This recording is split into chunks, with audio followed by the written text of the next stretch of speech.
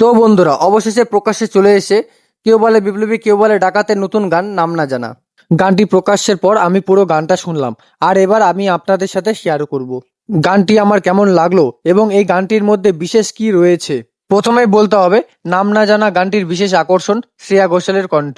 শ্রেয়া ঘোষালের গলায় যে একটা আবেগ রয়েছে, এই গানেও সেটা খুব সুন্দরভাবে ফুটে উঠেছে। গানটি শুরু হওয়ার পর থেকেই একটা সফট এবং ইমোশনাল মুড তৈরি হয়। খুব বেশি চড়া মিউজিকের দিকে না গিয়ে গানটা ধীরে ধীরে নিজের একটা আবহ তৈরি করে। আর আমার মনে হয় এই গানটির আসল সৌন্দর্য এখানেই। আর গানটা শোনার পর বোঝা যায় মিউজিকটা খুব সুন্দরভাবে সাজানো হয়েছে। আর গানের লিরিক্স লিখেছেন বারিশ। গানটির কথাগুলোর মধ্যেও একটা আবেগ রয়েছে, যেটা সুর এবং কণ্ঠের সাথে ভালোভাবে মিশে গেছে। আমার ব্যক্তিগতভাবে যেটা সবচেয়ে বেশি ভালো লেগেছে সেটা হলো গানটির ওভারঅল ফিল। গানটা শুনতে গিয়ে মনে হয় না যে একটা শুধু সাধারণ সিনেমার গান শোনা যাচ্ছে, বরং একটা নির্দিষ্ট আবহ তৈরি করার চেষ্টা রয়েছে। আর সিনেমার নাম যখন কেউ বলে বিপ্লবী, কেউ বলে ডাকাত, তখন এই ধরনের একটা মেলোডিয়াস গান সিনেমার মধ্যে কিভাবে ব্যবহার করা হয়েছে সেটা জানার আগ্রহ তৈরি হয়। বিশেষ করে শ্রেয়া ঘোষালের ভোকাল পারফরমেন্স গানটাকে অনেকটাই অন্য একটা লেভেলে নিয়ে গেছে। তার কণ্ঠের ওঠানামা, আবেগ এবং গানের সঙ্গে মেলবন্ধন সবকিছুই খুব সুন্দর।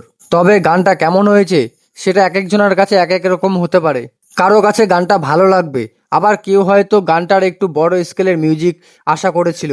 কিন্তু আমার মতে নাম না জানা এমন একটা গান যেটা একবার শোনার পর আবার শুনতে ইচ্ছে করবে। বিশেষ করে যারা মেলোডি এবং ইমোশনাল গান পছন্দ করেন, তাদের কাছে গানটা ভালো লাগার সম্ভাবনা অনেকটাই বেশি। সব মিলিয়ে শ্রেয়া ঘোষালের কণ্ঠ এবং শান্তনু মৈত্রের মিউজিক এবং বারিশের লিরিক্স, এই তিনটি কম্বিনেশন এই গানটির সবচেয়ে বড় শক্তি। এখন আপনাদের বলার পালা, নাম না জানা গানটি আপনাদের কেমন লেগেছে? শ্রেয়া ঘোষালের গলা কেমন লেগেছে? মিউজিক কেমন লেগেছে? আর গানটার মধ্যে সবচেয়ে কোন জিনিসটা আপনাদের বেশি ভালো লেগেছে অবশ্যই নিচের কমেন্টে জানাতে ভুলবেন না।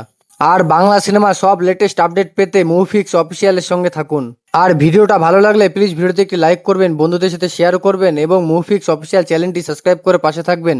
এবং আমাদের এই ভিডিওটি যদি আপনি ফেসবুক পেজ থেকে দেখে থাকেন, অবশ্যই ফেসবুক পেজটি ফলো করে পাশে থাকবেন। তো আপনারা ভালো থাকবেন, সুস্থ থাকবেন, দেখা হবে পরের ভিডিওতে। ধন্যবাদ।